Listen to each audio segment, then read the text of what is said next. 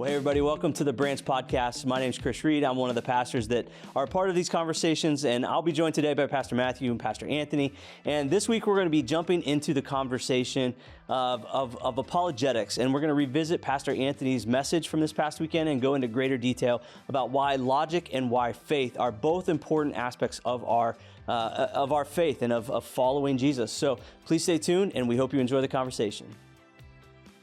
So we're going to be talking a little bit about logic and the idea of like apologetics, because we're going to talk about your sermon. But to get us going here, I got a little logical conundrum for you to kind of process through. So, logical conundrum. Imagine that your house is on fire and you can only save one item, and I'm not saying a person. I was about to say, this Yikes. is starting dark. Yeah, that's Which really one of your dark. family members do you love the most? You do not Sort get of to pick your which children. family member you want to save. But if you can only can save, I push someone in the fire? can I have theirs because I can't save them That's and the funny. item. But so you can only save one item. What would it be and why? Oh, wow. That is tough. One item. Well, I have a small safe in my house that doesn't have anything valuable for anyone listening to this, but it's sentimental items. So you're looking to get robbed, is what you're saying? Yeah, exactly. No, but it's all. Is your safe fireproof?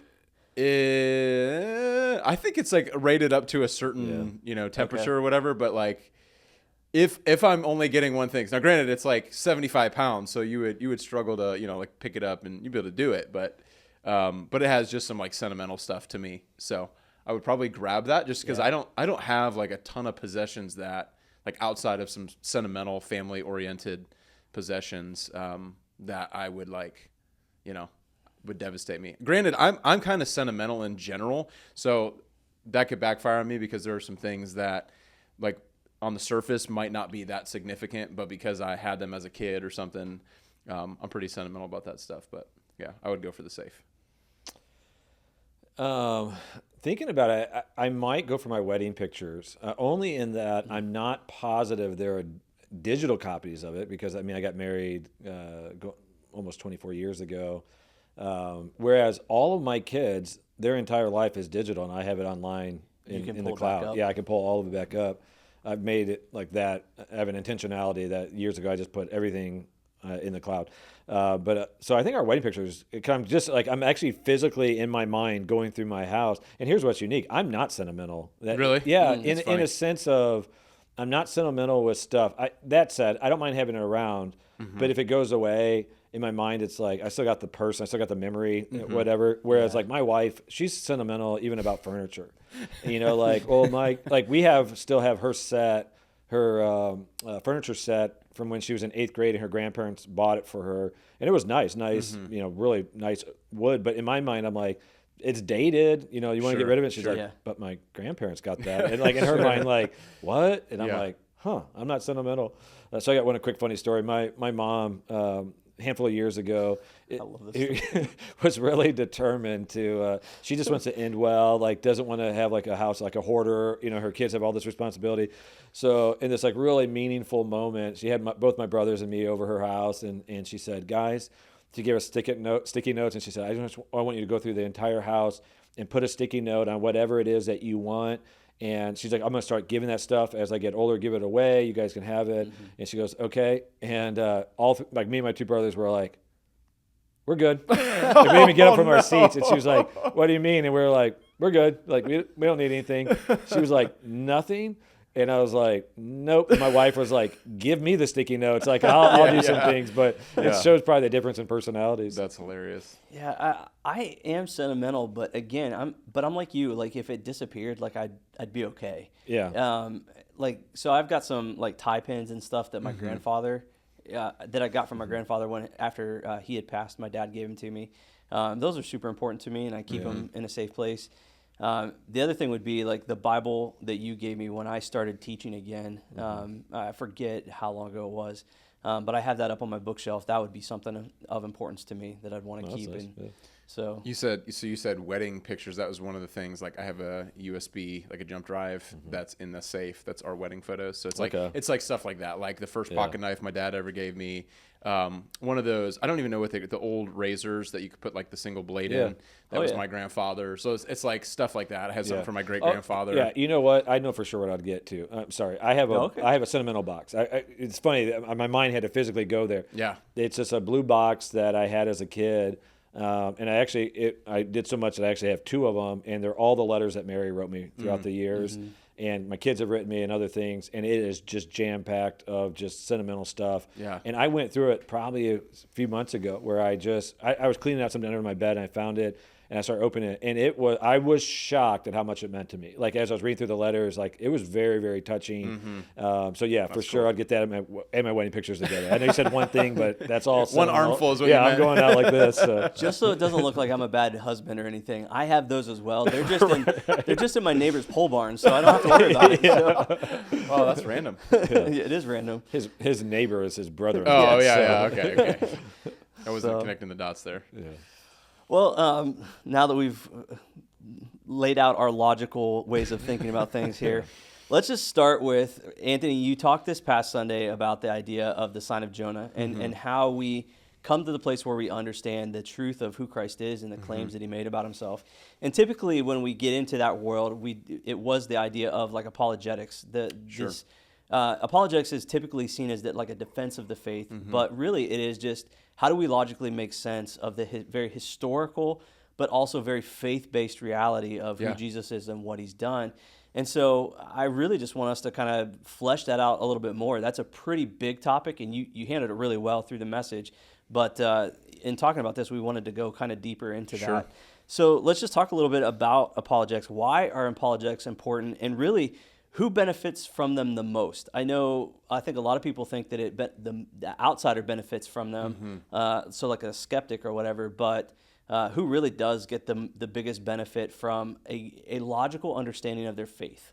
Yeah, I think it's both. I think apologetics are important in that, like for me, apologetics are more than just reasons to believe or some sort of like argument that's laid out so that you can blast somebody when they say Christianity's fake. That's really not the point. I think the point is, if Christianity is true, which we believe that it is, and I shared this kind of in the opening of my message, like for my story, it was I wanted to know why, or rather, how can we come to that from a logical, intellectual perspective?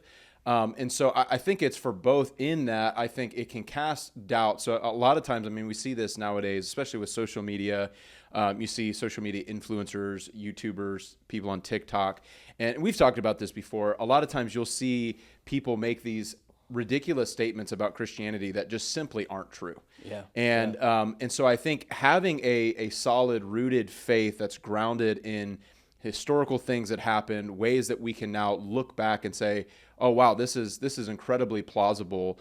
I believed it was true, but now I can articulate reasons for why I think it's true. So I think for the skeptic, it potentially casts a shadow of doubt on the skepticism, or rather many of the reasons why people are skeptic. I think for the believer, it encourages your faith even more. The reality is, as human beings, we're integrated in that we're physical, we're mind, body, soul, all those things, right? So it's not just spiritually that we approach it with some sort of blind faith. And we talk about that frequently. It's not just blind faith. Yes, there's an experiential element to that.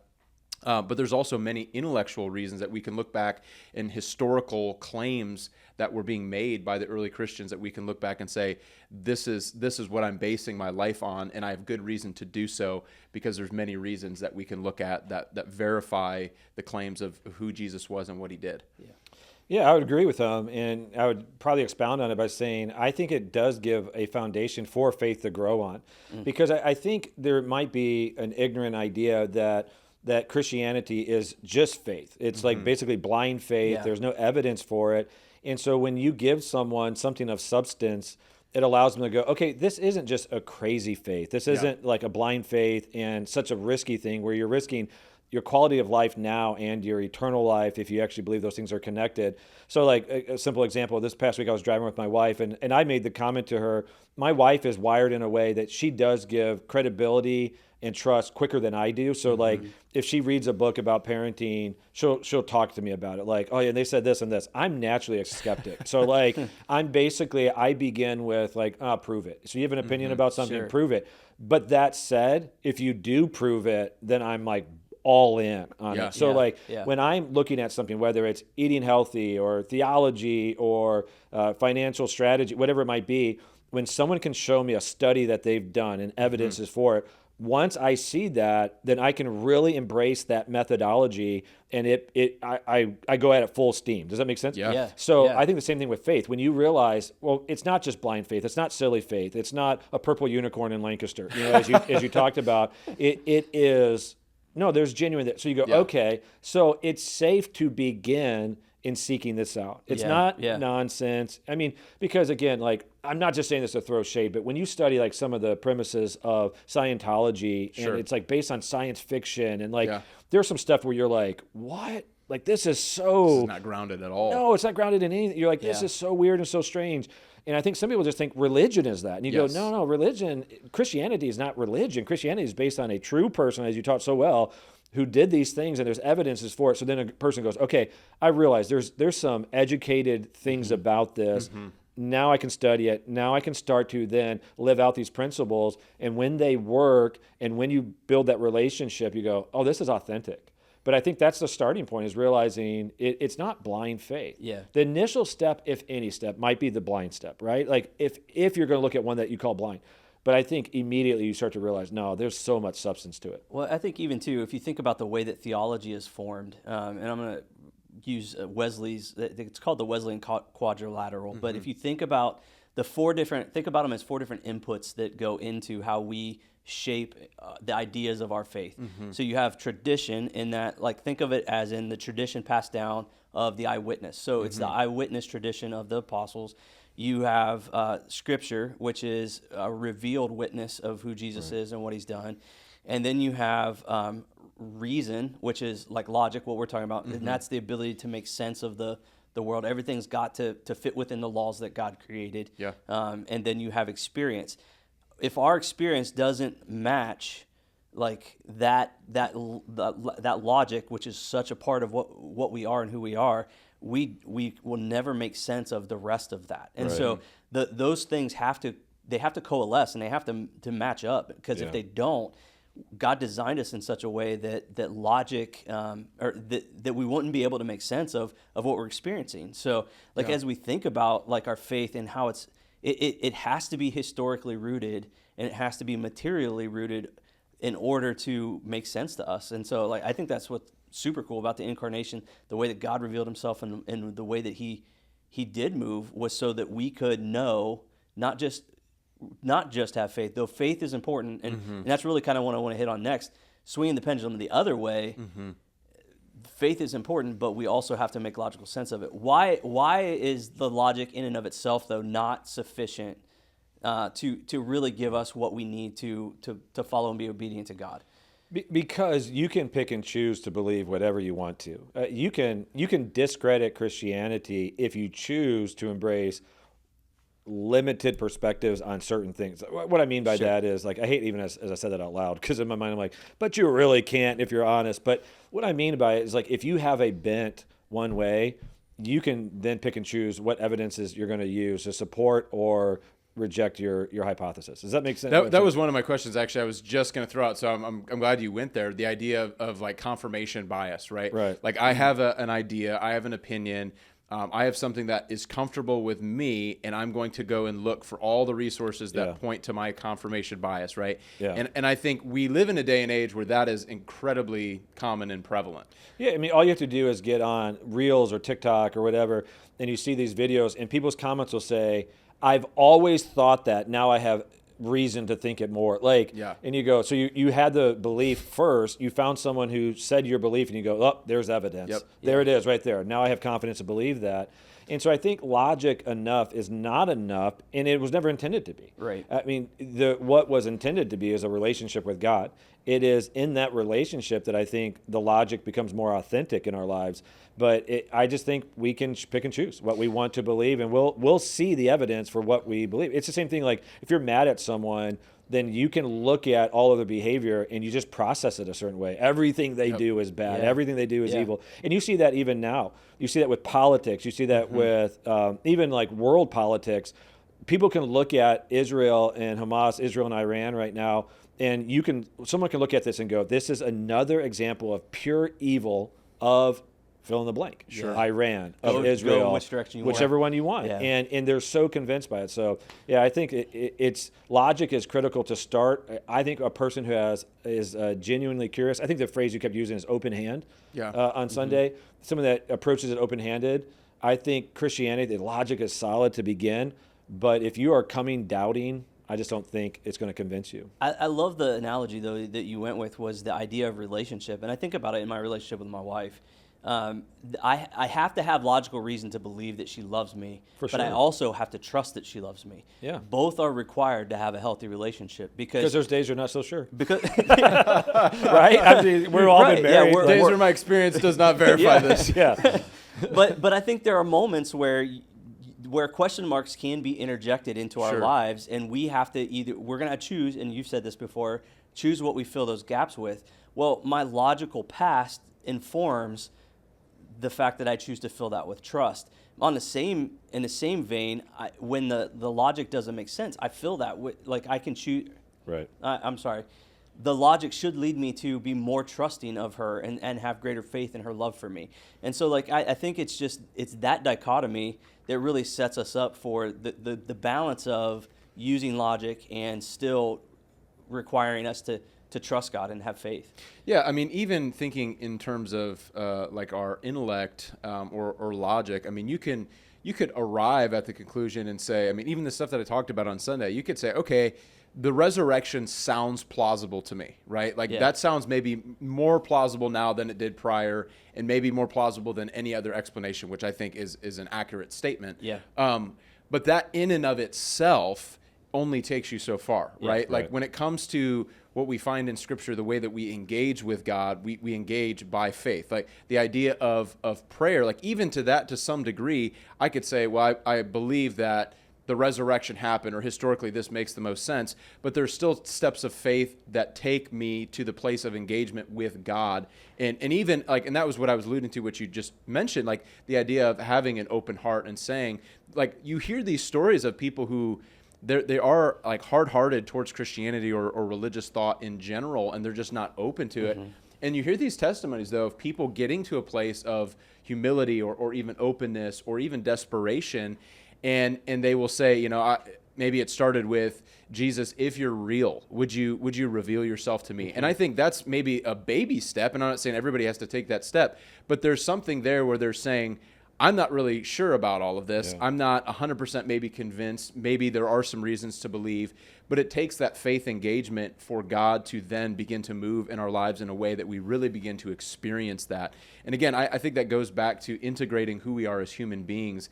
I think so much of the problem is that we isolate certain things, right? It's even in the Christian tradition, there are some, denominations that are very, very much emotional based, right? Like it's an emotional experience. There's not a lot of stimulation of the intellect. There are other traditions that are very much the opposite. There's not much emotional engagement or your physical body engaged in worship, but it's a lot of intellectual stimulation. I think the reality is, as human beings, we have to integrate all those things. And I think God, in his kindness, gives us all of these different pathways to experience him with our minds. Even the nature of what Jesus said, right? To love the Lord your God with all your heart, soul, mind, and strength. Like this idea of all the different facets of our lives are incorporated into this relationship that God invites us into. Well, I was going to say too, like, I think what's not fair oftentimes is that what gets projected in the conversation is that there's all this empirical evidence for this side of the conversation, and this is just reliant on faith. Yeah. So, but in reality, both are faith systems. Sure. And so, like, when we think about, like, the skeptic who would say, like, I've never seen somebody raised to life. Well, I promise you've never seen an atom either, Right. but you believe that atoms Right. exist, and you Sure. believe that, you know what I'm saying? So like, I think we have to be intellectually honest in conversations like this to realize that and I don't mean us, I just mean like people that would push back against this type of conversation, that we all come from that same place where we all have a faith system. It's what are we putting our faith in? Yeah, if we never add faith to logic, then logic has no power, not life-changing power. So I love the way Paul says it when he's talking about in 1 Corinthians. He says, the message of the cross is foolishness to those who are perishing, but to those who are being saved is both the wisdom and power of God. And then he points out examples. He's like, look at the Greeks. To them, it was foolishness.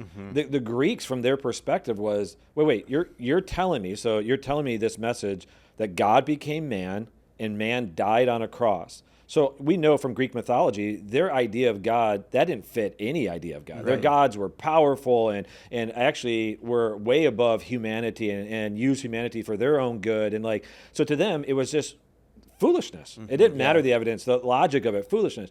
To the Jews, it was the same thing. It was a stumbling block because in their minds, they were looking for a king. They were looking for King David. And so a savior who dies doesn't make any sense because Jesus didn't overthrow Rome. So that's a stumbling block. It's foolishness. But then he says, but to those who are being saved is both the wisdom and power of God. Those who took the logic, okay, this person came, died, was resurrected, like there's proof for it, but they added it with faith, that became to them wisdom and power. And that's the combination that we need, because at times we're going to depend on both sides of it. There will be times where we have to logically think it through because what God is calling us to do is something we've never experienced before. And so there is an element, then it flips over where it's illogical, and now we need faith because God's telling us to do something. So I think, to go back to your analogy of marriage, when you think about it, like, you need both of those moments. You need the moments where your spouse, without any wavering, convinces you they love you. You need to have all those positive experiences so that when you go through a season where your relationship is challenged, you just can go, okay, I believe it. In faith, I'm believing based on my logic from before, because marriages change. You go through seasons, your bodies change, like the seasons of life changes, and there's challenges. So it's going to be both and. It's not one or the other. And at times, I think it goes heavy one way and heavy the other. Yeah, I think faith is the doorway to access the truths, like to access experientially the truths that logic points to, right? So like even Sunday talking on the passage, the problem was not like for the Pharisees, the problem really wasn't logical in the sense that Jesus had done tons of miracles and signs. And so they're like, do a sign for us. You know, you're like, Jesus has done literally dozens, if not hundreds of signs that they were aware of, but it was that they couldn't access it because they weren't accessing it by faith. And I think that's the reality where a lot of people, like, that's really what I was pointing to.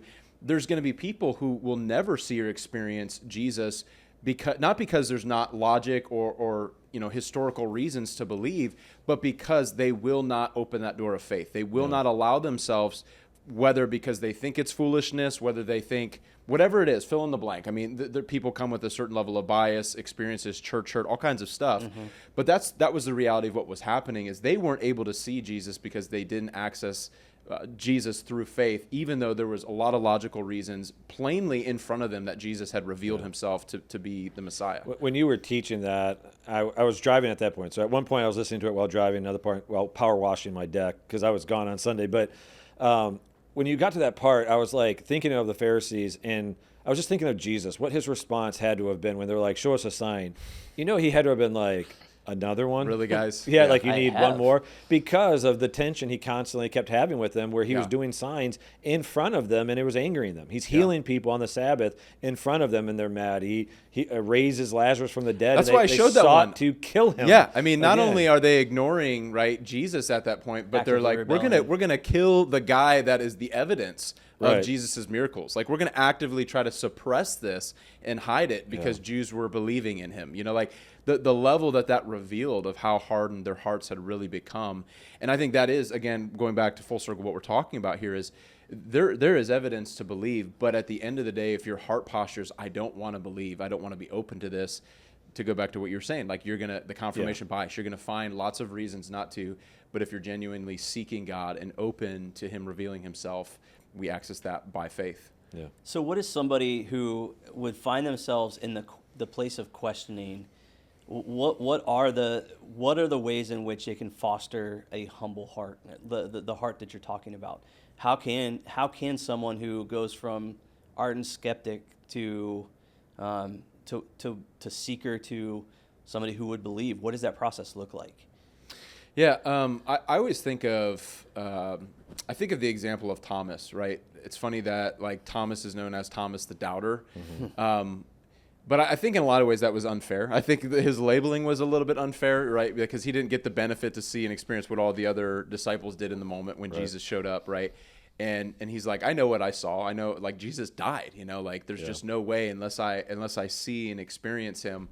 But I love that, like, Jesus meets him graciously, and it's like the very thing that Thomas is looking for. That's exactly how Jesus meets him, right? So he's like, literally, unless I see the nails and I touch them, and then Jesus shows up and he's like, go ahead, touch the hole, so for real, without a shadow of a doubt.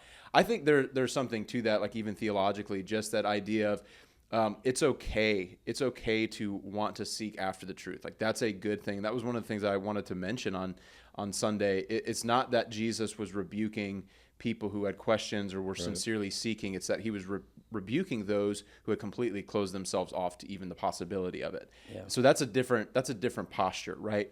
But I think, again, it's what we've been talking about. I think it's a both and. I think it's both the intellectual side of just like you would with anything else. I mean, right now I'm doing lots of home projects, and as you get into things, there's just some things that are a little bit outside of my territory. Well, I have to read, I have to research, I have to figure that out, what that looks like, how to make things work out.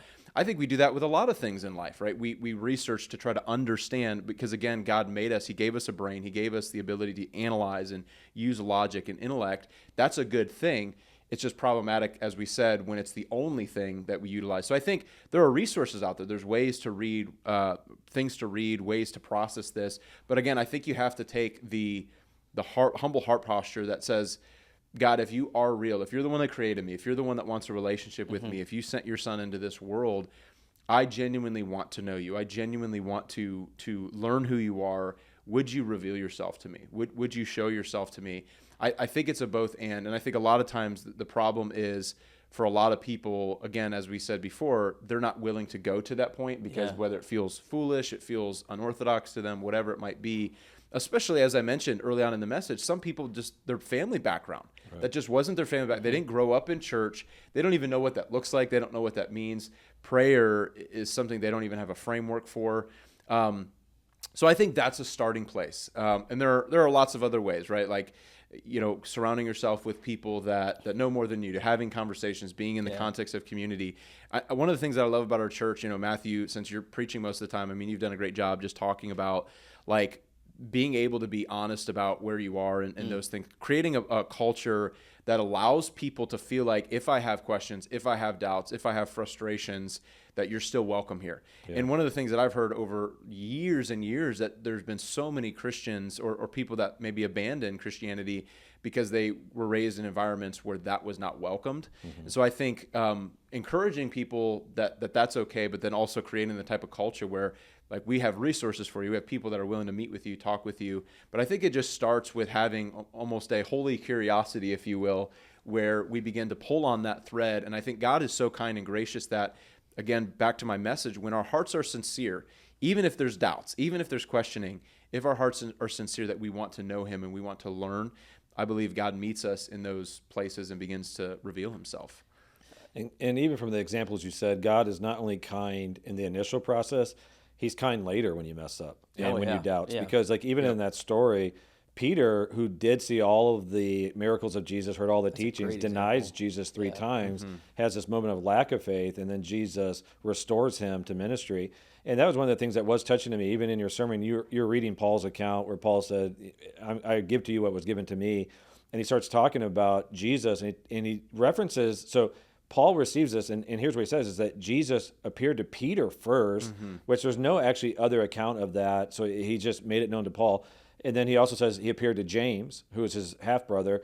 And it touched my heart. When you were reading that, I thought, that's the kindness of our God, that he had a personal interaction with Peter because Peter was in this desperate place because he had denied his Savior, and Jesus was crucified. Peter thought it was over. Yeah. So he gets to meet Jesus, has this conversation. We don't know what was said, but it's obviously restorative. Jesus meets with his brother. Can you imagine that moment where, because his brother had to have been like what? Jesus is like, I told you. Yeah, exactly. Wouldn't that be funny if you got him in a headlock and call me crazy. Love you, buddy. Yeah, but James becomes, as you said, one of the evidences as a follower of Christ and a missionary for Christ. But he has that tender moment. He has that tender moment with Thomas. Yeah. Where he's like, okay, come on, let's do what's needed to be done so that you can believe. And that really is the nature of our God. He's so kind. He's so compassionate. And I would say if someone is on that place, so everything that Anthony just said, but I think they also need to know there has to be a moment where they take that step of faith, where it will never be real to them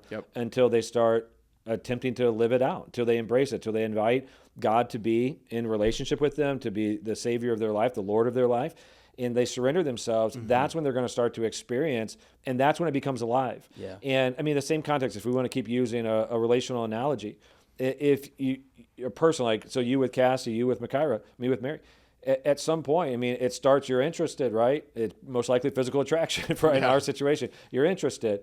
But at some point, you ask on a date. At some point, you start connecting. At some point, you get vulnerable. At some point, you tell a secret. At some point, like every depth, everything you give of yourself is met with, it's met with like, it's reciprocated.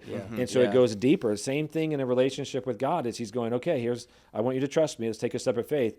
All of that, when you start to take those steps, it allows God to become more and more real to you. And then again, it's that combination of faith. Logic grows, faith grows, because you start to read the scriptures and you start to say, like, the scriptures just become alive to you and they become truth to you. Yeah. You go, this story, though it didn't happen to me, it really happened. You know how I know it? Because the stories that talk about Jesus' death and resurrection, it really happened because I know Jesus now. I'm connected to him.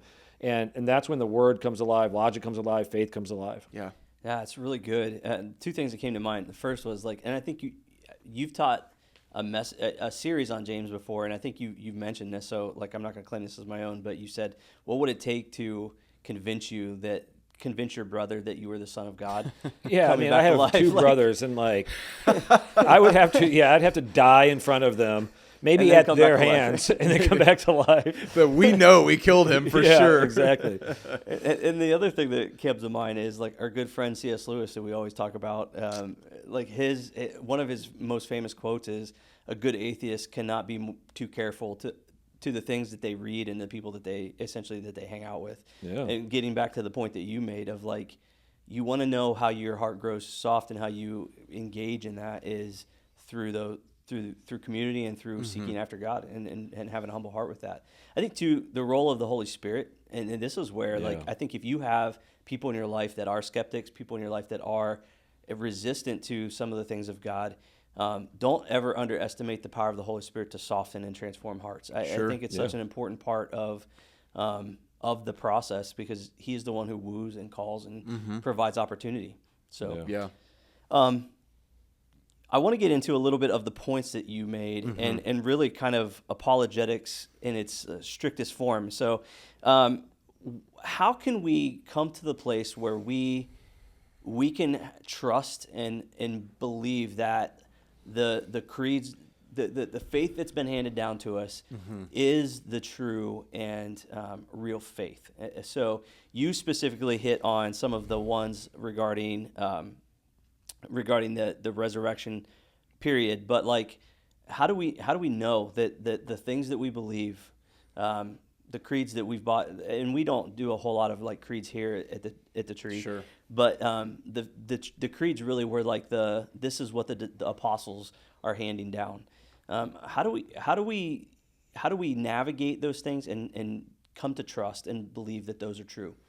Yeah, I mean, basically, I touched on, if you want to call it a historical analysis. So the claim is, for some people, and I mentioned this, Jesus certainly existed. I mean, when I see people, again, to go back to social media, that say, whether on comments on a video or actually on a video itself, that say Jesus didn't exist, it drives me nuts, because even most secular historians will say Jesus existed. Like, there's just too much documentation.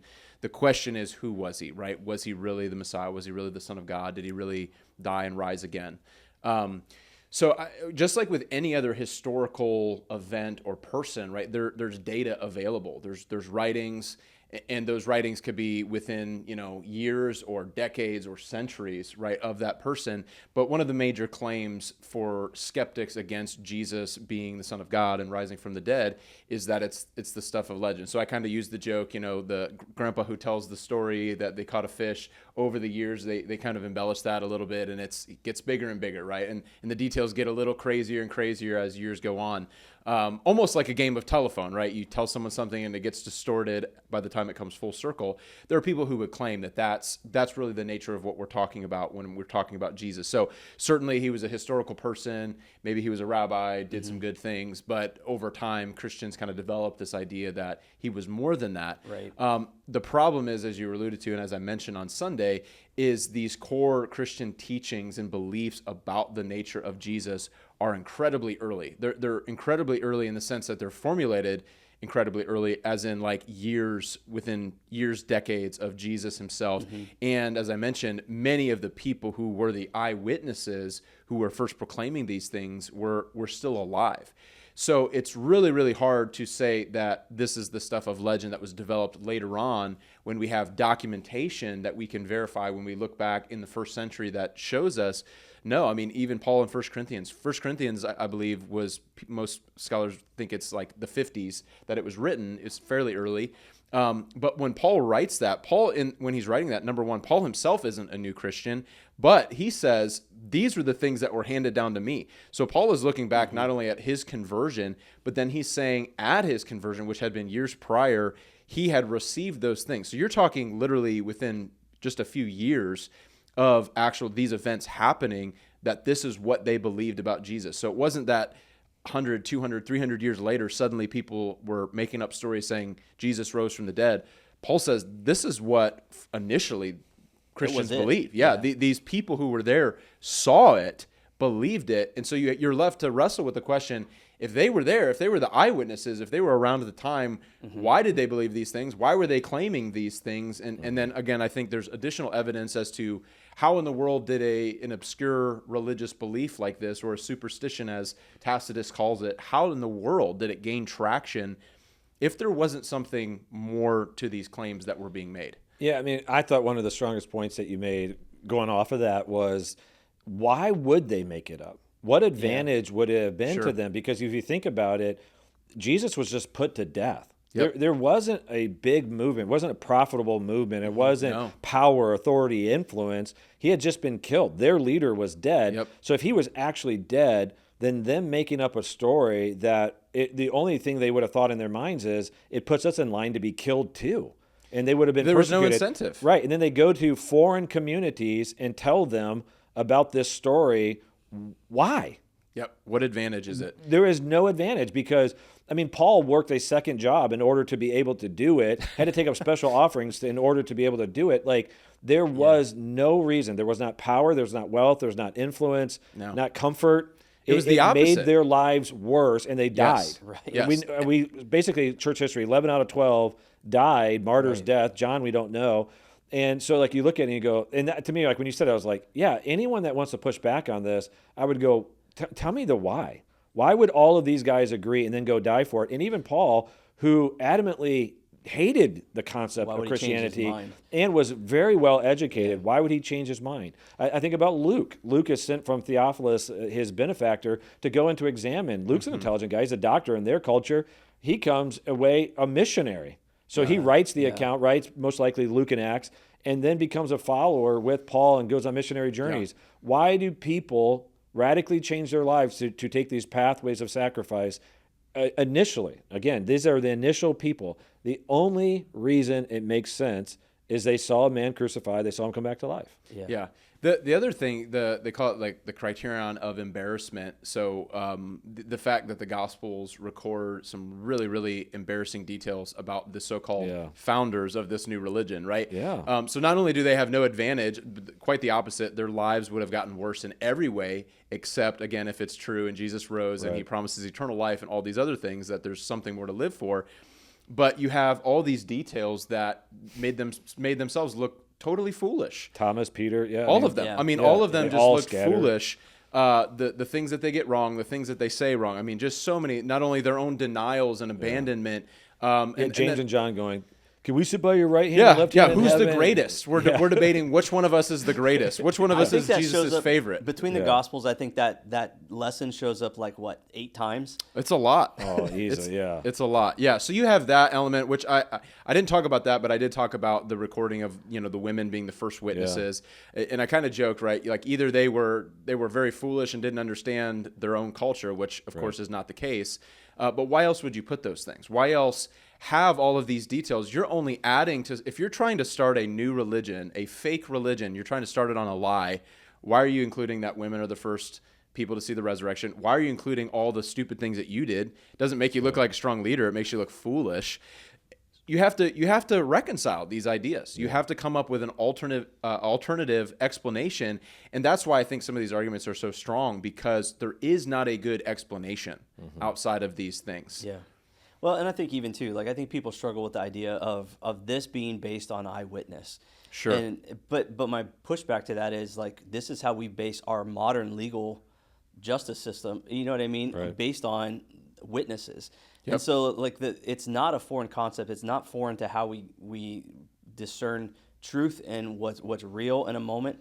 And I think that even allows for some of the things that people will also push back on, why do we have different accountings of the Gospels? Why do they tell different stories? Well, eyewitnessing makes up for that. I mean, if you've ever seen something or heard a group of witnesses who see one thing take place, they all have different accounts of that same different thing. perspectives of the same event. One event, real event, but different perspectives. And so I think it makes sense for why God allowed it to be this way, but also it's not foreign to us, and it's not something that's contrary to how we think about truth. Right. It only if you're trying to disprove it do you have to shut off your own logic to do that, because we understand eyewitnesses are going to see, process, feel things differently, and also communicate. All three of us have done this at some point. We've told the same story in different ways, and I'm not saying lying, but I'm saying we've told the same stories in our lives in different ways based on the group, based on the reason why we're telling the story. And so that's the same thing. These authors are writing to different groups. They're emphasizing different things. Sometimes, this is another thing, in English language or an English way of thinking, we oftentimes prioritize chronological events.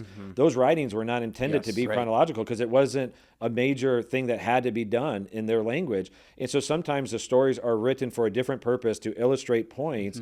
And so again, if they're making it up, they're all going to sit down and make it identical. But it's not. The differences add to the validity of it. Absolutely. Yeah, I mean, you think about, if you had, let's say you had something, a situation that you were a part of, and you were at a comedy club and you were bringing up the story to maybe illustrate a humorous part of that story. The way that you tell that story is going to be different, right? For a specific effect, you're going to illustrate maybe the one part of the story that was humorous. If, let's say, that event happened to be a part of something that happened historically, an actual well-known event, and you were at a gathering of historians or scholars or academics, the way that you told that story is going to be different, right? It's the same story, but the way that it's emphasized, depending on the context, is going to be different. And as you've said, I mean, I always used to say this exact same thing. If the three of us went on a 3-year journey where we just went around the country, right? We went to the Grand Canyon, went to all kinds of different places. Doubtless, we're going to have lots of different experiences. We're going to interact with different people. We're going to see different things. We're all going to be together. But if all of us wrote an account of that, there would be things that you would probably include that I might not include. There would be certain events, things that you would emphasize or you would emphasize that I would emphasize differently. The irony is that people will use that as a way to discredit the Gospels rather than seeing it as actually validity. That the fact that they're not just simply a carbon copy, right? You have kind of the core of the story is the same, but then you have these unique flares that show us the God-given personalities and experiences and even the biases, right? In the sense that we all have a lens that we look at things through that God used to give an account of what actually happened at these events, which I think is really kind of a spectacular reality. So of the points, Anthony, this is kind of like your world, like the apologetics. You really enjoy this stuff. That's why we switched topics, so he would have this topic. Yeah, exactly. It really was. I was the sermon I'm going to do this Sunday, right? You were initially scheduled to get. No, it was 2 weeks ago. 2 weeks ago. Is that what we did? Yeah. Yep. So I was like, hey, you love doing this. Do you want to switch? And he was like, let me think about it. And he's like, okay. One thing you didn't mention was you just got done doing an entire series at camp over at Jonah. What's funny is I did mention that the first service, but second service, because my message was so long, I was trying to cut just unnecessary observation, so I brought it up the first service. Though. Sorry, I interrupted you. No, it's okay. I was just going to ask, so for you, as you think about these things, these ideas, what are the key things for you as far as like, this is important that we understand and know these facts about our faith?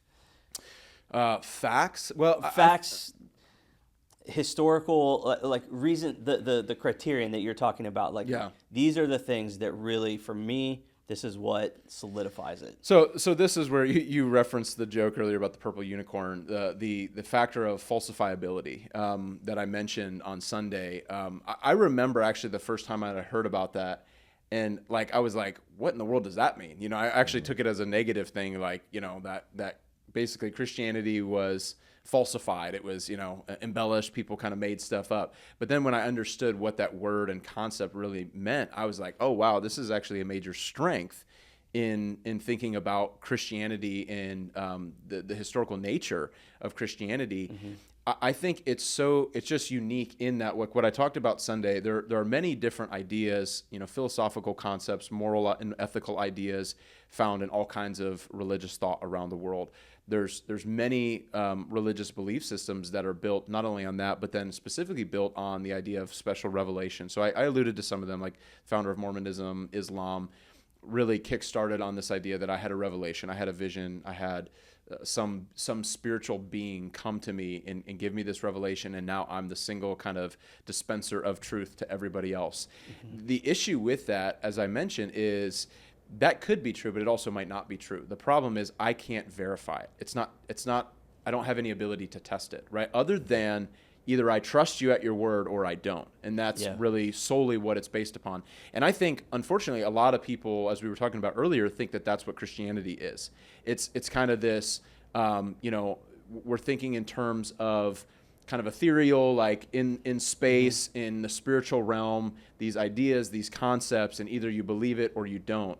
But that's not what we're talking about. Yes, that's the kind of wrapped up in this, but we're talking about things that actually happened in space and time. It happened physically, historical people, places, events, and by all of the same criteria that we use to judge all other historical events, we can use with the resurrection. We can use with these specific elements of Christianity, and not only come away saying, okay, there's something here, but there's a lot of things here. There's a lot more things here than with some of the other historical events that we never even bat an eye. We never even question, right? Historical people that, you know, Alexander the Great. It's like, do you believe Alexander the Great existed? Oh, sure. You know, he was a person in history. Do you believe George Washington existed? Like, by any other standard, when we observe history and those things, we're using this criteria. When you apply that same criteria to Christianity, you actually find that there is a mountain of evidence that points to. So I'll give you another one that I didn't even mention. So obviously Tacitus mentions Pontius Pilate in his writing, which is basically right after the end of the first century, so early on in the second century. But for the longest time, historians actually had no evidence of Pontius Pilate.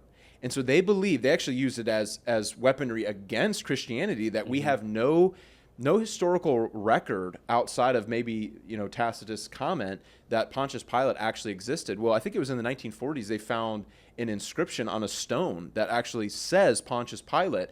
And so it was this revelation of like, oh, the Bible once again, the Gospels once again have validity that we didn't take seriously at the time.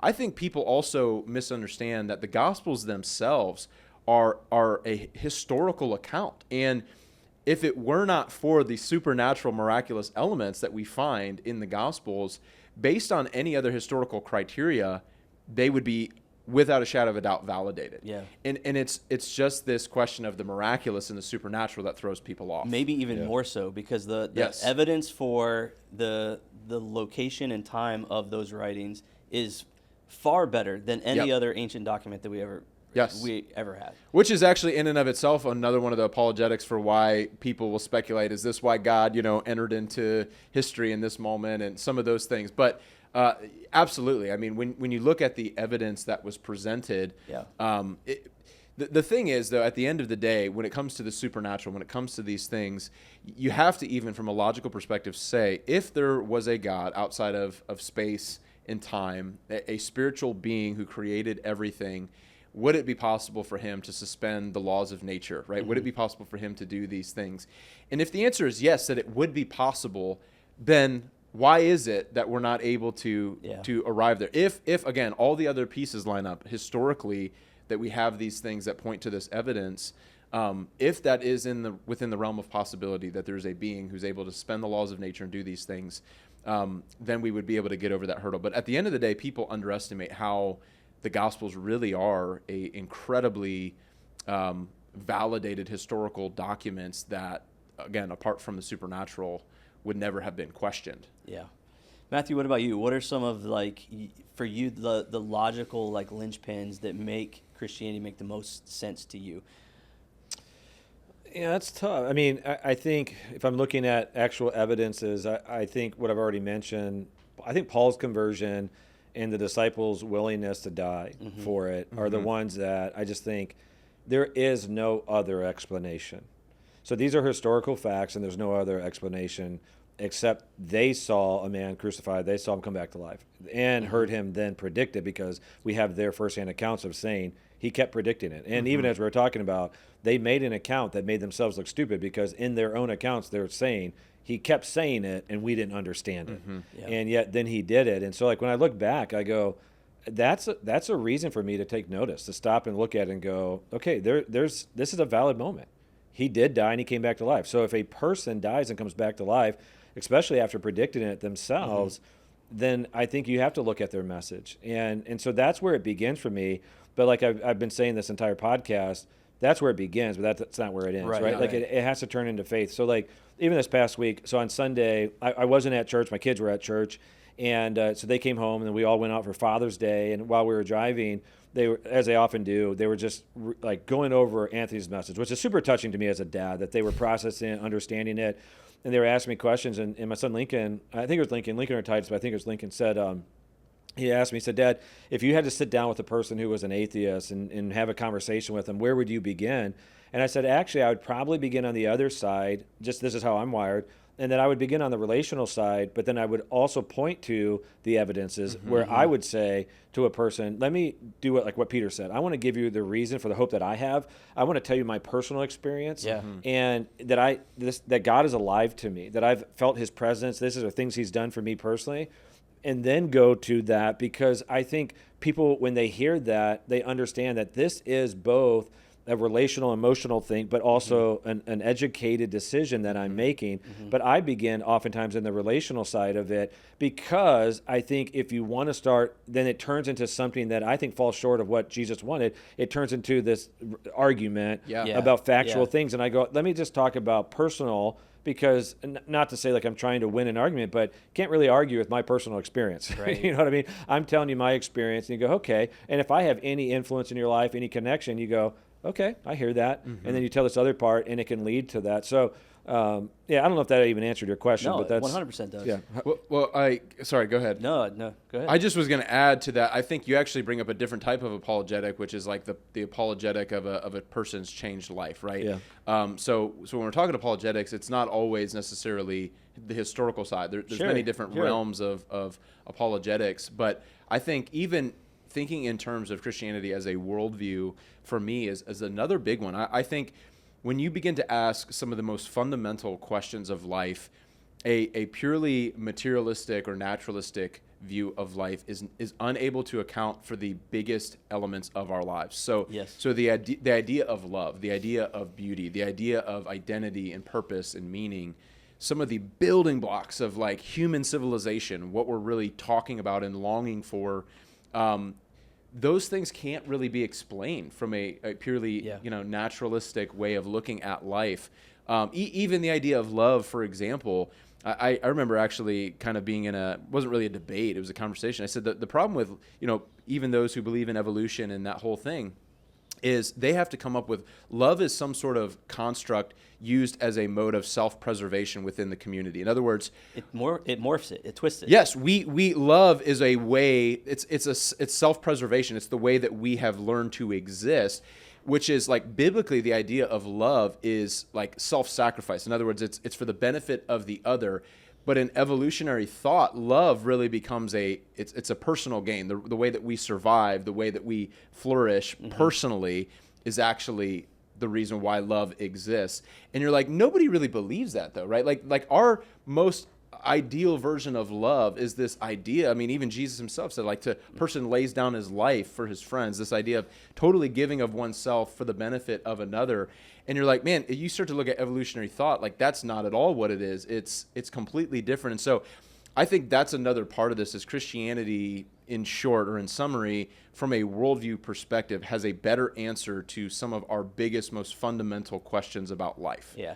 That was going to be my answer to this Sorry. question. No, you're okay. No, it's great because that lets me go to the quote that I wanted to say from C.S. Lewis. So we're going to go 3 for 3. But his point was, like, if I find within myself a desire that nothing in this world can quench, that it has to mean that I'm meant for something more than this world. And so, like, for him, it was this, and he loved myth. So like he looked at all of the ancient myths. He loved the, I'll say it this way, the pagan world in the stories that it told. And so like his whole thing was like, I love this idea of legend, of myth, of gods and like all of this. He's like, it just has a way of breaking into our lives as who we are as human beings.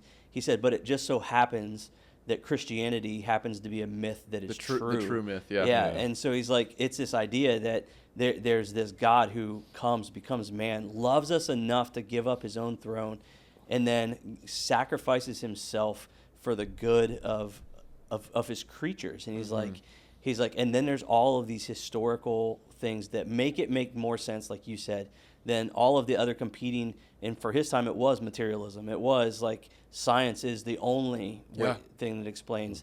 And so, like, as he looked at the world, he's like, this is the thing that makes the most sense out of who we are as human beings, out of the universe with which we live, and out of the world around us. And I would say it's the same thing for me. As I look inside myself and as I look at the world around me, the only thing that makes sense is the Christian version of the world in which we've been, of the story of which we live, a part of. Yeah. So another thing that I would add that we really haven't even touched on today is when you go down this journey of really seeking out the scriptures specifically, I actually think it will lead you to the Old Testament, and that opens a whole nother level of beauty and I think of evidences. So even something as dramatic as Isaiah 53, this prophecy about Jesus that, like, if you've never read it, go back and read it. In your mind, think of Jesus and read it, and you'll realize that was written minimum 700, possibly 800 years before Jesus, and you look at it and go like, wow.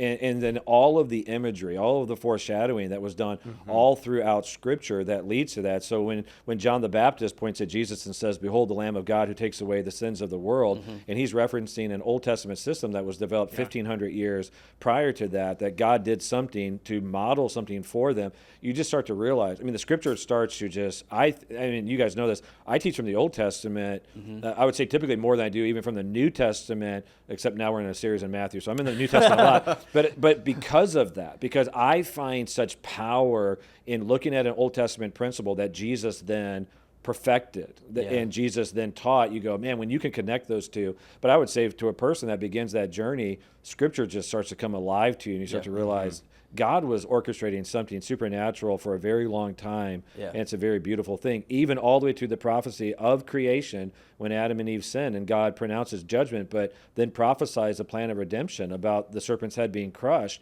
that they wouldn't have even understood until we now do, in hindsight looking back.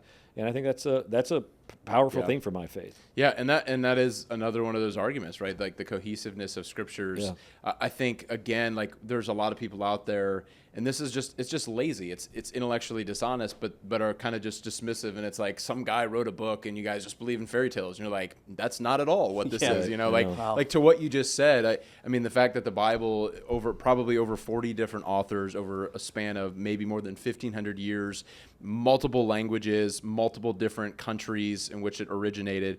and yet there is this cohesive story. I mean, as you said, not only all the number of fulfilled prophecies, and it's like these can't just be made up because you're talking hundreds, if not thousands of years apart. And yet there is this unfolding narrative, this unfolding drama that you see in the scriptures. And when you realize that's how it was produced, you're like, wow, that's amazing. Again, I brought up Islam on Sunday about, Muhammad supposedly having this revelation, this vision from Gabriel. Well, then he writes essentially his own document, the Quran, right? He writes that. And I'm thinking to myself, like, even if I'm looking at those two, which one is more plausible? A book that's written over a period of 1,500 years, 40 different authors, different languages, and yet has this one cohesive story, or a document that's written by one man, right? And you're like, what am I going to put my faith in? What am I going to put my trust in? This one that has this massive witness surrounding it to show its validity and truthfulness and cohesiveness, or some document that someone wrote that said, this is the truth, and it's the truth that I personally received. Right, yeah. That's a totally different way of looking at it. And that's another one of the unique aspects of Christianity. No other world religion has that, like a set of documents or collection of documents in the magnitude of the Bible. I mean, it's just really is an amazing thing. And that's a whole nother, something I know you're passionate about, but it's a whole nother part of the conversation. 100%. Well, guys, thank you so much for this conversation. Any closing thoughts before we wrap up? No, I think just really what we started with and the main point of just opening yourself to, even if you're a person who's a skeptic right now, not a believer, just opening yourself to the possibility, right? Mm-hmm. That Jesus is real, that he really wants a relationship with you, that he'll reveal himself to you. If you are willing to humble yourself and open your heart, even just a crack, like you would open the door, just open it a little bit and begin to pursue that, begin to invite him to speak to you. I just would encourage anyone to do that. And then I would say to those who are already Christians, just to encourage them to be strengthened in their faith. There is a sense in which we have that responsibility to know what it is that we believe and know why we believe it. And it's something that I think should invigorate all of us to this thing that we're saying shapes our lives and that our lives are governed by. We should want to know it. We should want to embody it in the way that we live, as well as in our ability to help understand and help other people understand it. So to encourage people to dive in. Yeah. I would just say, I'm going to echo it. Jesus came because he wants to be in a relationship with you. Yeah. So all these dramatic things that we're talking about was a loving God pursuing your heart. So when people hear it, it's not a God who said, I did all this so I can give you a list of rules and I want you to follow me or else. It's a God who's saying, I really do genuinely love you. I want to be in a relationship with you.